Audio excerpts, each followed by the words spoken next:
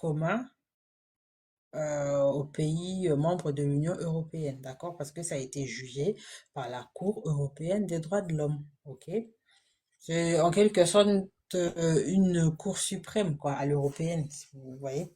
La Cour suprême aux États-Unis, c'est à peu près l'équivalent euh, dans l'Union européenne. Donc, c'est une décision déjà qui date de 2001. Par exemple, c'était une décision Sénégal contre les Pays-Bas. Il y a des noms ici contre les Pays-Bas, etc. Donc, c'est confirmé en 2002, en 2005. Il y a beaucoup de décisions comme ça qui confirment ce principe-là de l'unité de la famille et que cet article 8 de la Convention européenne de sauvegarde des droits de l'homme et des libertés fondamentales est vraiment la seule procédure, la base, le fondement du regroupement familial. Et donc, pour qu'une personne étrangère établie dans l'un des pays membres de l'Union européenne réussisse à reconstituer son unité familiale, il faut absolument que cette personne passe par le regroupement familial. Après, c'est à chaque État membre de transposer la loi dans son pays, d'accord, en fonction des objectifs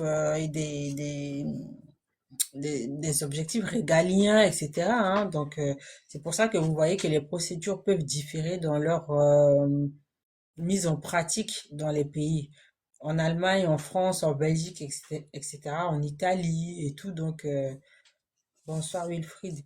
Ce sont juste les modalités qui peuvent varier, mais dans le fond, c'est le même principe s'il y a des contentieux, quand on en arrive à épuiser toutes les voies de recours sur le plan national et qu'on arrive au niveau de la Cour européenne des droits de l'homme, bah, c'est ce principe-là qui s'applique de l'article 8 de cette Convention des droits de l'homme, en abrégé. D'accord? Donc, j'avais déjà expliqué, enfin, expliqué comme ça, non, mais je l'avais déjà résumé parce que dans les petites vidéos de 10 minutes, je ne peux pas aller en profondeur, donc je fais des résumés et quand j'ai un peu de temps, je fais des lives pour expliquer ces principes-là. Autrement, pour les gens qui